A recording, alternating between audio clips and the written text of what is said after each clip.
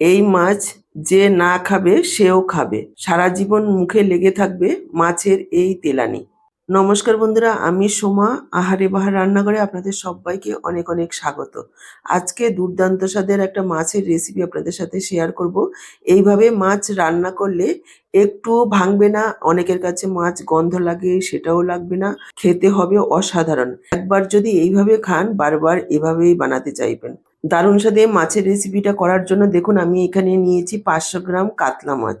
আমি এটা কাতলা মাছ দিয়ে করছি, আপনারা যে কোনো বড় মাছ দিয়ে এটা তৈরি করতে পারেন। রুই, কাতলা, পাঙ্গাস মাছগুলোকে প্রথমে ভালোভাবে ধুয়ে নিতে হবে। মাছ যত ভালো ধোয়া হয় তত ভালো খেতে হয়। মাছগুলোকে যদিও আমি কল থেকে ধুয়ে নিয়ে এসেছি ভালো করে, তারপরেও একবার দেখিয়ে দিচ্ছি। মাছ ধোয়ার সময় এভাবে কচলে কচলে ধুবেন যতক্ষণ পর্যন্ত লাল জল গিয়ে পরিষ্কার টলটলে জল না বের হচ্ছে, ততক্ষণ পর্যন্ত মাছ ধুয়ে নিতে হবে।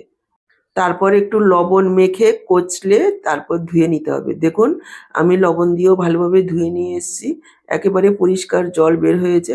এরপর মাছগুলোকে এভাবে একটা একটা করে চিপড়ে তুলে নেব যাতে মাছের গায়ে একেবারেই জল না থাকে। এতে করে কি হবে, আমরা যে মশলাটা মাখবো সেটা মাছের গায়ে ভালোভাবে লাগবে। আর খুব বেশি জল থেকে গেলে সেটা জলজলে হয়ে বাইরেই থাকবে, মাছের গায়ে খুব ভালোভাবে লাগবে না। দেখুন মাছগুলোকে ভালোভাবে চিপড়ে তুলে নিয়েছি। এবার দিয়ে দিচ্ছি পরিমাণ মতো লবণ, দিয়ে দিচ্ছি একটু হলুদ গুঁড়ো, হাফ চা চামচ পরিমাণ লাল লঙ্কার গুঁড়ো দিয়ে দিলাম। আর দিয়ে দিচ্ছি লেবুর রস। এখানে আমি হাফ পাতিলেবু নিয়েছি। অনেক সময় না লেবুর রস বের হতে চায় না, তখন এভাবে একটা কাঁটা চামচ অথবা চাকুর মাথা দিয়ে যদি এভাবে একটু করে নেওয়া হয় তাহলে লেবুর রস খুব সহজে বেরিয়ে যায়। কেননা ফ্রিজে থাকলে লেবু অনেক সময় একটু শুষ্ক হয়ে যায়, তখন রসটা বের হতে চায় না। এভাবে যদি করে নেওয়া যায় দেখুন খুব সহজে টপ টপ করে রসটা বের হচ্ছে। খুব বেশি পরিমাণে লেবুর রস দেওয়ার প্রয়োজন নেই, হাফ লেবুর রস দিলেই চলবে অথবা 1 চা চামচ পরিমাণ। এভাবে দিলে কি হবে, অনেক সময় অনেকের কাছে মাছ গন্ধ লাগে, এই লেবুর রসটা দিলে সেই গন্ধটা আর থাকে না। এবার মাছগুলোকে দেখুন এইভাবে ডলে ডলে মেখে নেব যাতে মশলাটা সব কটা মাছের গায়ে ভালোভাবে মেখে যায়। এভাবে লবণ, হলুদ, লঙ্কা মেখে 15 থেকে 20 মিনিট অবশ্যই রেখে দেবেন, এতে করে মাছের স্বাদ বাড়ে। আমরা যদি মশলা মেখে সঙ্গে সঙ্গেই ভাজি তাহলে ভেতর পর্যন্ত লবণটা ঢোকে না, তখন খেতে অতটা বেশি ভালো লাগে না। কিন্তু কাঁচা মাছ যদি এভাবে লবণ মেখে রেখে দেওয়া হয় তাহলে কিন্তু মাছগুলো খেতে বেশ ভালো হয়। এদিকে দেখুন গ্যাস অন করে কড়াই বসিয়ে দিয়েছি, দিয়ে দিচ্ছি সর্ষের তেল। যে কোনো মাছ সর্ষের তেলেই বেশি ভালো লাগে খেতে। আপনারা আপনাদের পছন্দ অনুযায়ী যে কোনো রান্নার তেল ব্যবহার করতে পারেন। তেল প্রথমে ভালোভাবে গরম করে নেব এইভাবে ধোঁয়া ওঠা পর্যন্ত। তারপর গ্যাসের ফ্লেমটাকে কমিয়ে দিয়ে একটু হিটটাকে কমিয়ে নেব। তারপর মাছগুলোকে এইভাবে দেব, তাহলে একটাও মাছ লেগে যাবে না।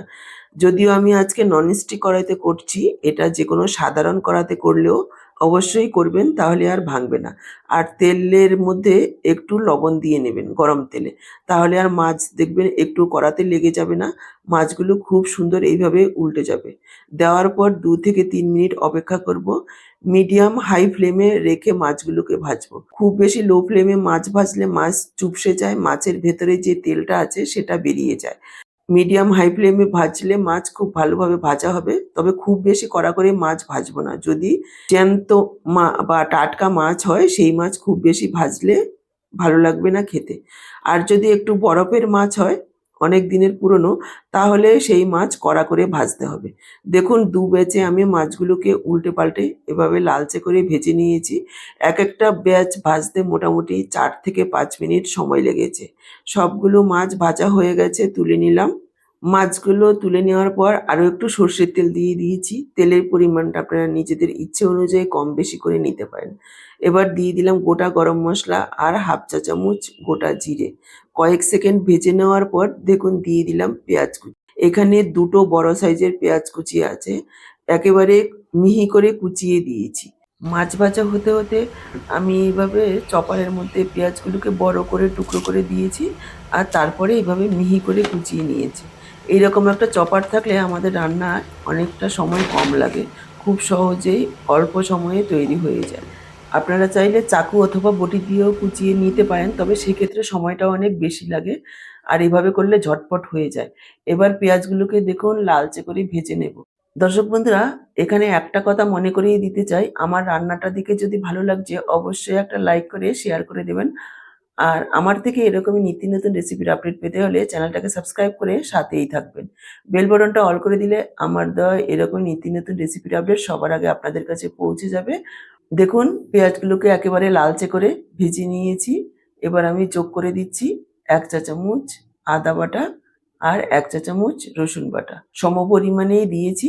এবার আদা রসুনটাকে কাঁচা গন্ধ যাওয়া পর্যন্ত ভেজে নেব। একেবারে অল্প সময়ে ঘরোয়া উপকরণ দিয়েই তৈরি করব মাছের রেসিপিটা, তবে খেতে হবে অসাধারণ। দেখুন আদা রসুনের পেস্টটাকেও কাঁচা গন্ধ যাওয়া পর্যন্ত ভেজে নিয়েছি।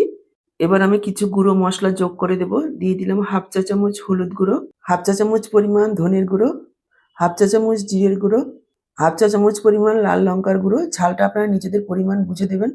অল্প পরিমাণে একটু জল দিয়ে দেব যাতে মশলাটা না পুড়ে যায়। তারপর মশলাটাকে প্রায় ২-৩ মিনিট সময় নিয়ে গ্যাসের ফ্লেমটাকে মিডিয়াম লোতে রেখে এভাবে নাড়াচাড়া করে কষিয়ে নেব, যাতে করে মশলার তেল ছেড়ে আসে।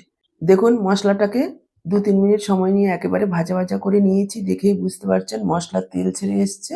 এবার আমি যোগ করে দেব অল্প পরিমাণে একটু জল আর গ্যাসের ফ্লেমটাকে একেবারে লোতে রেখেছি। এইভাবে জল দিয়ে মশলার টেম্পারেচারটাকে কমিয়ে নেব, তাতে করে দইটা আর কাটবে না। কেননা এখানে আমি যোগ করছি টক দই। এখানে প্রায় ৪ টেবিল চামচ পরিমাণ টক দই আমি এভাবে ফেটিয়ে রেখেছি। ভালোভাবে ফেটিয়ে নিতে হবে, তাতে করে আর টক দইটা কাটার ভয় থাকবে না। দইটা দেওয়ার পর একেবারে লো ফ্লেমে রেখে মশলার সাথে দইটাকে প্রথমে এভাবে মিশিয়ে নিতে হবে। যখন ভালোভাবে মিশে যাবে তারপর গ্যাসের ফ্লেমটাকে মিডিয়াম হাইতে করে দিয়ে মশলাটাকে কষাতে হবে। তাতে করে আর দই কাটবে না।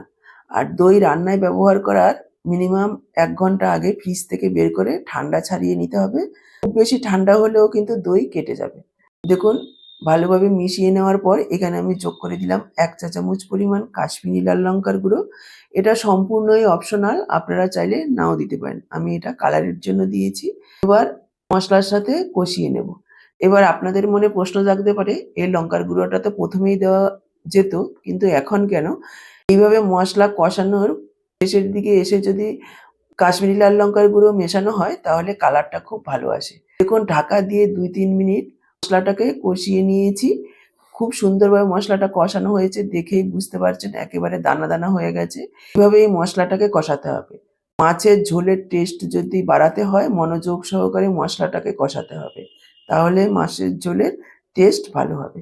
এবার আমি যোগ করে দিলাম জল। এটা কিন্তু খুব বেশি পাতলা ঝোল হবে না, একটু ঘন গ্রেভি টাইপের হবে।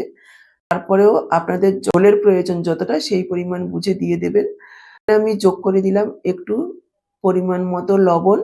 মিশিয়ে নিয়ে ঢাকা দিয়ে হাই ফ্লেমে প্রায় ২-৩ মিনিট ঝোলটাকে ফোটাবো। এতে করে ঝোলের যে পানসে ভাব সেটা কেটে যাবে, ভালো লাগবে। ২-৩ মিনিট ফুটিয়ে নেওয়ার পর এখানে আমি ভেজে রাখা মাছগুলো যোগ করে দিচ্ছি। মাছগুলো দেওয়ার পর হালকা হাতে এইভাবে একটু মিশিয়ে নেব। তারপর ঢাকা দিয়ে লো ফ্লেমে প্রায় ৫-৬ মিনিট রান্না করে নেব। এতে করে কি হবে, মাছের ভেতরে মশলাটা ঢুকবে আর মাছের যেই জুসটা আছে সেটা ঝোলের সাথে মিশবে। এতে করে মাছের ঝোলটা খেতে ভালো লাগবে। ঢাকা দিয়ে ৫-৬ মিনিট রান্না করে নিয়েছি। এবার আমি যোগ করে দিলাম একটু গরম মসলার গুঁড়ো। হালকা হাতে মিশিয়ে নেব। খুব বেশি তাড়াহুড়ো করে মেশানো যাবে না, তাহলে কিন্তু মাছগুলো ভেঙে যেতে পারে, যেহেতু মাছগুলো রান্না হয়ে গেছে। তবে হালকা হাতে মিশিয়ে নেওয়ার পর এইভাবে ঢাকা দিয়ে ৫ মিনিট রেখে দেব গ্যাসটাকে অফ করে। ৫ মিনিট পর দেখুন ঢাকাটা তুলছি। দেখেই বুঝতে পারছেন যে কতটা লোভনীয় হয়েছে দেখতে, খেতেও অসাধারণ হয়। এবার আমি সার্ভ করে দিচ্ছি। আজকের পুরো ভিডিওটা দেখে কেমন লাগলো কমেন্ট বক্সে জানাতে ভুলবেন না। ভালো লাগলে লাইক, শেয়ার আর সাবস্ক্রাইব করে সাথেই থাকবেন। আজকে এই পর্যন্ত। আবার দেখা হবে এরকমই নতুন কোনো রেসিপির সাথে। সবাই ভালো থাকুন, সুস্থ থাকুন। আপনাদের সব্বার সুস্থতা কামনা করে এখানেই শেষ করছি।